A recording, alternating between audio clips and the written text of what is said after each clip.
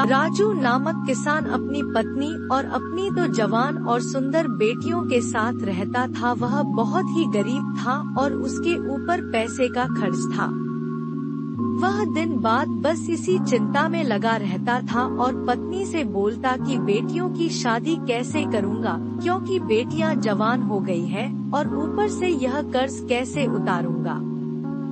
आए दिन उनके यहाँ कोई ना कोई पैसे लेने आता था। वह गरीब था और उसके सारे पैसे उसकी दवाइयाँ और घर खर्चे में चले जाता था।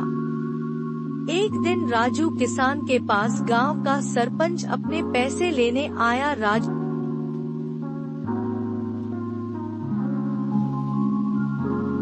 किसको खूब ही भला बुरा कहा। यह बात उसकी बेटियां और पत्नी को अच्छी नहीं लगी।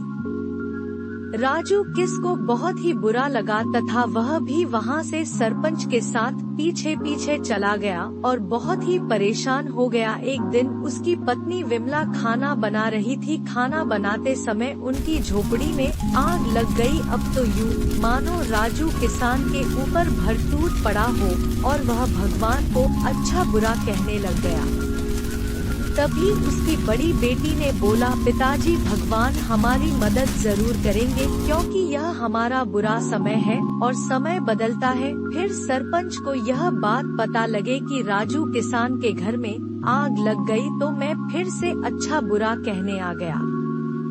एक दिन पिता के साथ बेटियों को बहुत ही मेहनत करता देख एक बहुत बड़ा व्यापारी वहां से जा रहा था। उसको 2 मेहनती की बहू चाहिए थी। बस फिर क्या था, उसने राजू किसान की बेटियों को कार्य करते हुए देखा और उसने सोचा कि अगर यह मेरे घर के बहू बन गई तो मेरे तो भाग्य खुल जाएंगे और मेरा व्यापार और बढ़ जाएगा।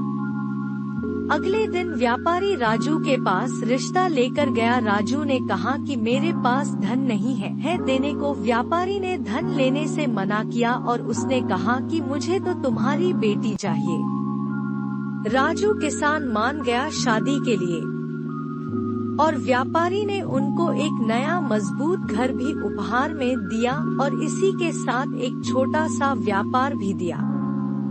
अब उसने सबके पैसे वापस कर दिए। एक दिन गांव में बहुत तेज बारिश हुई और उसमें सरपंच का घर बह गया। सरपंच बहुत ही चिंतित हो गया और वह सोचने लगा, अब क्या करूं।